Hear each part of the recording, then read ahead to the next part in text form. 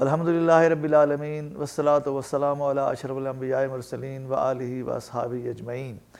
آج کی نشست میں ہم ایک بہت ہی اہم موضوع پہ گفتگو کریں گے، اور وہ موضوع ہے نفل عبادت۔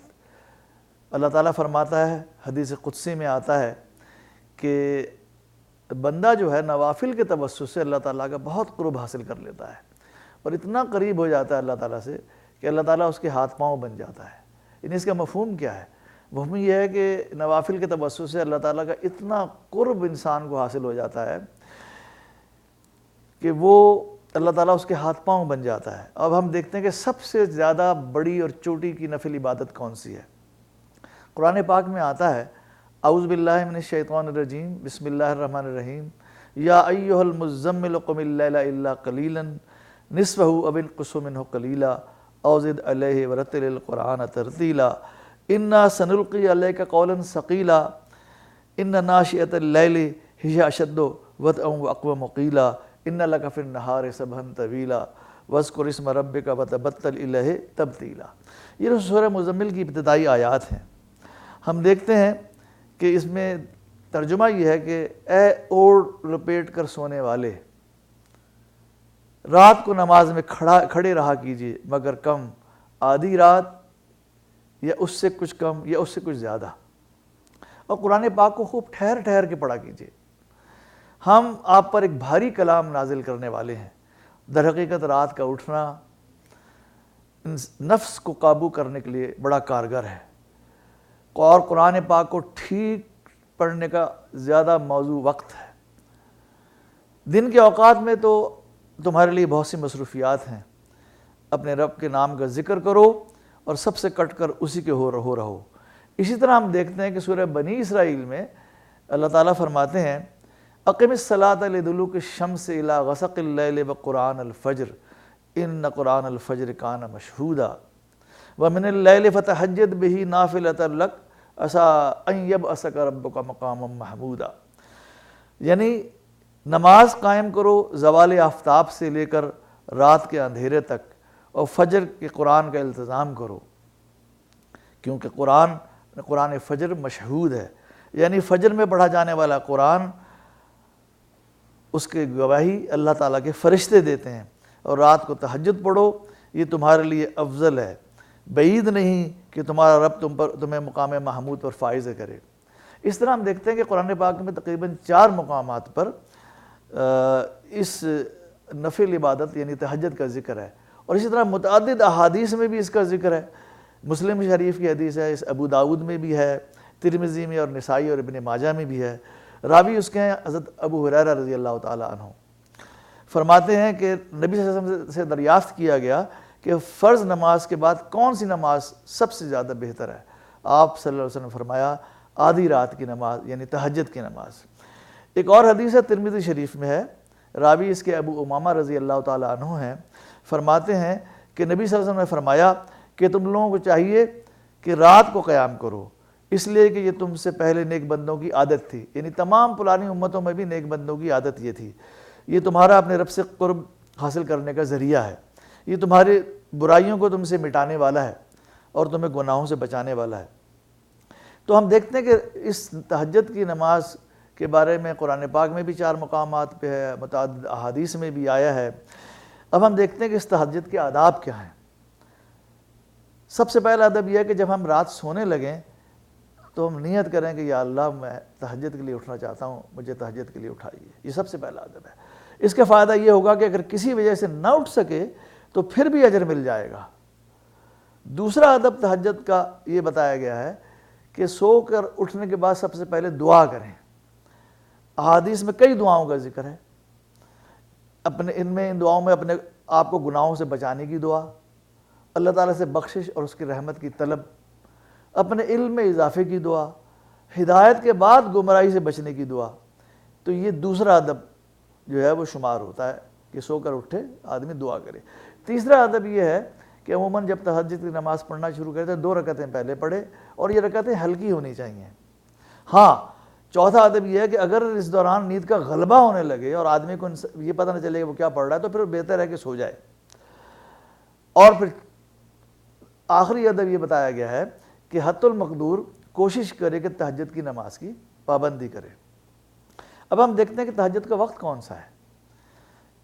احادیث میں آتا ہے کہ اس کا کوئی وقت متعین نہیں ہے، عشاء کی نماز کے بعد سے لے کر طلوع فجر تک یہ نماز کسی وقت بھی پڑھی جا سکتی ہے۔ حضور صلی اللہ علیہ وسلم اپنی آسانی کے لحاظ سے جب پڑھنا چاہتے تھے پڑھ لیتے تھے، لیکن افضل یہ ہے کہ رات کے آخری حصے میں یہ نماز پڑھی جائے۔ اب ہم دیکھتے ہیں کہ تہجد میں کتنی رکعتیں ہونی چاہیے۔ احادیث سے ہمیں یہ معلوم ہوتا ہے کہ تہجد کی نماز کی رکعتوں کی کوئی تعداد کا تعین نہیں ہے۔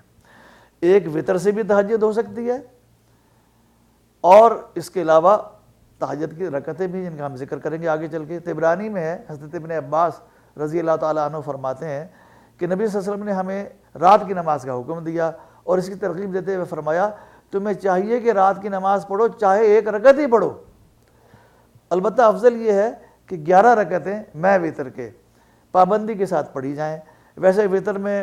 ویسے تہجد میں 13 کا بھی ذکر آتا ہے، 9 رکعتوں کا ذکر آتا ہے، 7 رکعتوں کا ذکر آتا ہے، اور 2 رکعتوں کا بھی ذکر آتا ہے۔ حقیقت یہ ہے کہ جب انسان زندگی کی دشواریوں سے گزر رہا ہوتا ہے تو اسے اضافی روحانی طاقت کی ضرورت ہوتی ہے۔ اس کے لیے سب سے زیادہ کارگر رات کی یہ عبادت ہے جسے ہم تہجد کرتے ہیں، انسان کو روحانی غذا فراہمت کرتی ہے۔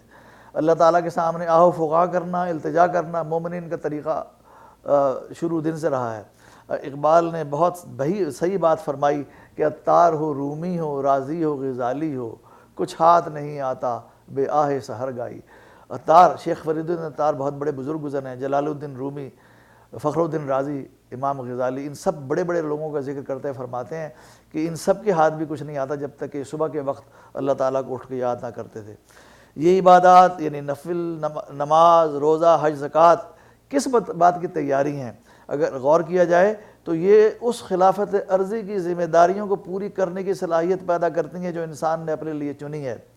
اللہ تعالیٰ چاہتا ہے کہ اس کے بندے اسے یاد رکھیں، اس کا ذکر کرتے رہیں، اس لیے یہ تمام عبادتیں فرض کی گئی ہیں۔ یاد رکھیے، نماز کفر اور اسلام کے درمیان فرق ہے، امتیاز ہے، یہ بھی حدیث کا ایک مفہوم ہے۔ ایک اور حدیث میں آیا ہے کہ نماز میری آنکھوں کی ٹھنڈک ہے۔ ٹھنڈک کیا چیز ہوتی ہے؟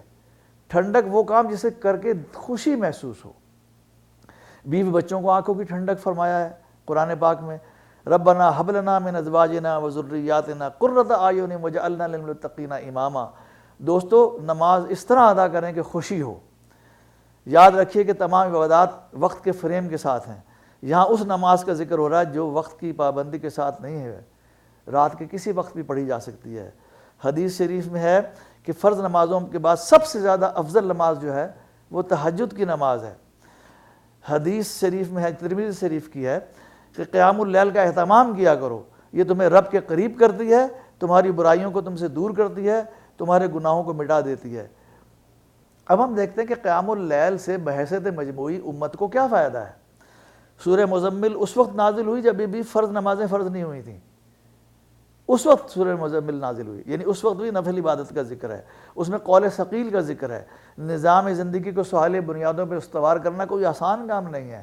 پرانا نظام سخت مدافعت کرتا ہے اور وہ ریزسٹنس کرتا ہے، اس کی ریزسٹنس کو دور کرنے کے لیے ہمیں ایکسٹرا روحانی قوت کی ضرورت ہے۔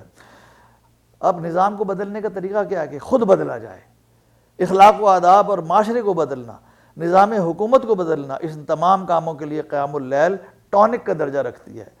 اگر ہم قیام اللیل کی زحمت گوارا نہیں کر سکتے تو اللہ کے دین کو نافذ کیا کریں گے؟ اپنے نفس کو مارنا، رات کو کھڑے ہو کر ہونا بڑا سخت کام ہے، دل اور زبان اس وقت ساتھ ہوتے ہیں۔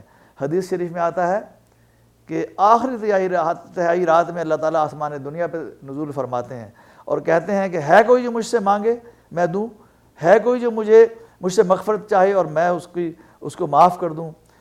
اقبال نے کہا ہے، اللہ تعالیٰ فرماتا ہے ہم تو مائل بکرہم ہیں، کوئی سائل ہی نہیں، راہ دکھلائیں گے سے رہ منزل ہی نہیں۔ اور ایک جگہ اور فرماتے ہیں، کوئی قابل ہو تو ہم شان کئی دیتے ہیں، ڈھونڈنے والے کو دنیا بھی نہیں دیتے ہیں۔ دوستو، زندگی کا حقیقی لطف اٹھانا ہے تو اللہ تعالیٰ سے قربت حاصل کرنے کی صحیح اور جہد کرنی ہے، اور یہ نوافل کے توسط سے ہوتی ہے۔ اور اس وجہ سے ہم کو چاہیے کہ ہم تہجد کی نماز کی عادت ڈالیں۔ یہ رات کے کسی وقت بھی پڑھی جا سکتی ہے۔ جب ہم اس کی عادت ڈال لیں گے تو ہم افضل وقت پڑھنے کے لیے بھی تیار ہو جائیں گے.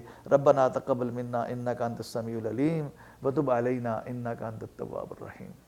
اللہم صلی علی سیدنا محمد وعلی آلہ وصحبہ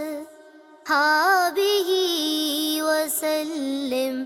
اللہم صلی علی سیدنا محمد